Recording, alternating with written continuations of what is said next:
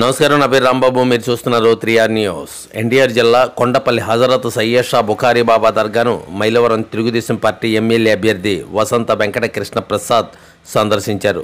ఈ సందర్భంగా దర్గా పీఠాధిపతులు ఆల్తఫ్ రజా, ముస్లిం మత పెద్దలు ఘనంగా స్వాగతం పలికారు. దర్గాలో పలు మతపరమైన ప్రార్థనలు, పూజలు నిర్వహించారు. ఆల్తఫ్ బాబా వసంత జన్మదినోత్సవాన్ని పురస్కరించుకుని ప్రత్యేక ప్రార్థనలు నిర్వహించారు. ఆ విషయాలు మీ ముందుంచే ప్రయత్నం 3R న్యూస్ చేస్తోంది.